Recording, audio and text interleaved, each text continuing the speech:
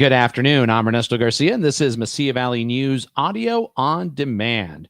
We're getting a chance to discuss something that came out from one of the stories that we reported this morning. I'm going to read that story in just a few seconds. We'll soon be speaking with the gentleman who's on the video as well that you can see. That's Mr.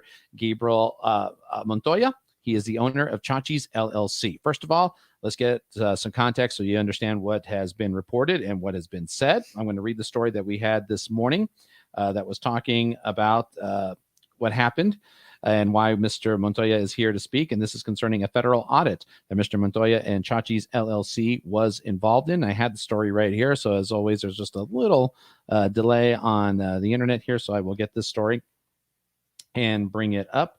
Let me continue on that part here as I will get this here. And this is what we reported this morning. The United States Department of Labor is ordering a restaurant group to pay back overtime owed to some of its workers. A U.S. Department of Labor news release that came out yesterday says Agency and Wages Hours Division had recovered over $45,000 for 22 employees of several restaurants operated in Las Cruces by Chachi's LLC ownership group.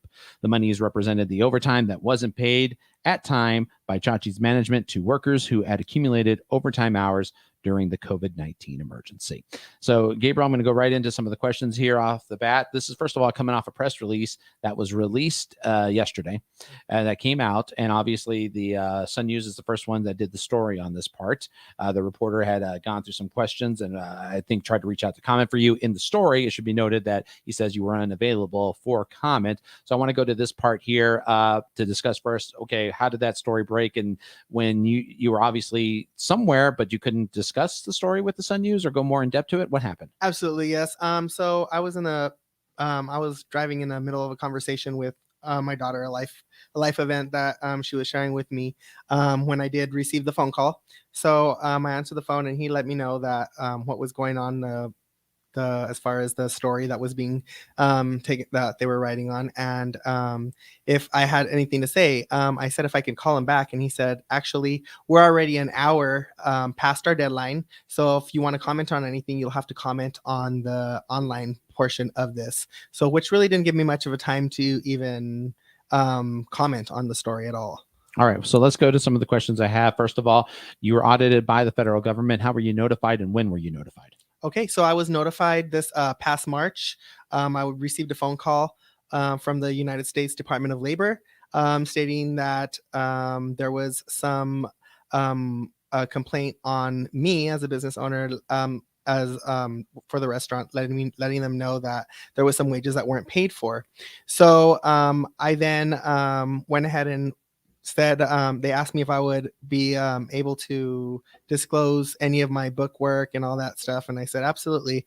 So I worked with them on it, and that's how it got started. Okay, so we go through this part here. So when did they notify you again? So they notified me in March of this year. March of this year. All right.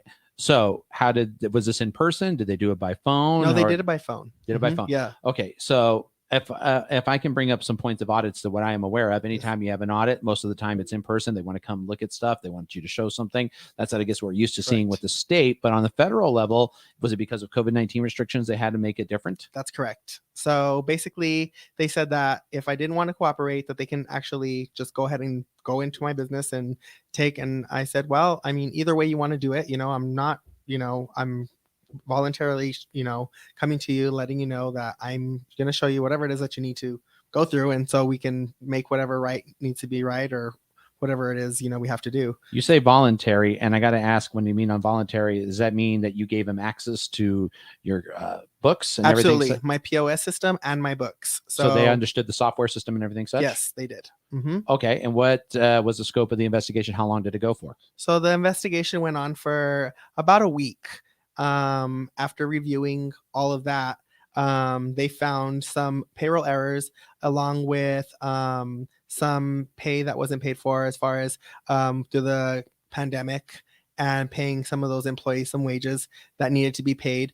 And they notified me immediately and they let me know. And so we went through it, and they told me that, they knew that this was not going to be a criminal a criminal charge pressed against me, that this was something that, I was been working with them with, and, they can further educate me on, and we would go ahead and make sure that whatever it was that came about, that I said, I just want to make sure that everything gets paid back to whoever needs to get paid for, and we get squared right on the right page. All right. So there's no criminal? Absolutely not. No fines? No fines. No fines. So you were ordered to pay back, am I going to guess 45,000? Yes. Do you know the exact number that you were ordered to pay back? It was 45 and some. I don't know exactly. Okay. So you're told to do that. Did they set up a payment plan for you? Are you doing a payment plan? No, absolutely not. So the government said, well, we are not a bank, so we cannot do a payment plan. Take a second home on your loan, whatever it is that you need to do to get this $45,000, and you have 30 days to pay back these employees, in which I did. So by April 1st, all employees were paid in full what was owed to them, and a phone call was given to each one by me, whoever was not working at the time. How many employees was that? There was 24 within the 3 restaurants, and this was within a 3-year period of time. So the audit was in the scope of a 3 period of time? Yes, absolutely. So it was 3 years that they went back to audit the books. So within those 3 years, they came up with this number, and I did have to reach out to former employees and let them know that there was issue on their check from when they did work for me a year ago or whatever, and that I would be sending them a check to get me an address, send it to them. I had to show proof that they cashed the check, and then I had to submit that to the government as well in order to close this case, which was closed in April. So the impression from the story I read would mean that it was happening during just the COVID period, but this was an extent of 3 years. So they were able to go back and look and say, well, this employee needed this much overtime. And if I'm counting that by days, you're looking at over 900 days of maybe a clerical error, or is there an hourly error or a time clock error? What kind of error was it? It was a clerical and time clock error. So we did go through each. Let me tell you, we went through extensive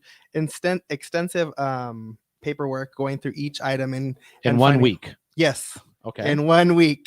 So we did get that, and we got it taken care of. And in that 1 week, he submitted me the numbers, and we took care of it within the month to make sure the employees were paid. And I called them personally and apologized for, whatever amount that I owed them, and wanted to make sure to make it right. And what was the response for some of the employees? Some of them were like, you don't have to do that. You don't owe me anything. And I'm like, no, on our part, if we owe you something, we want to make sure that you were paid for your work. And so, you need to cash a check, and, we need to show proof. So cash your check, go to the bank, cash your check, and get it cashed. And, a lot of them, they didn't even really realize that they were owed anything, honestly. I think it's safe to say, because as a news agency, we get the new press releases and such, and I'm not certain I did not get this press release.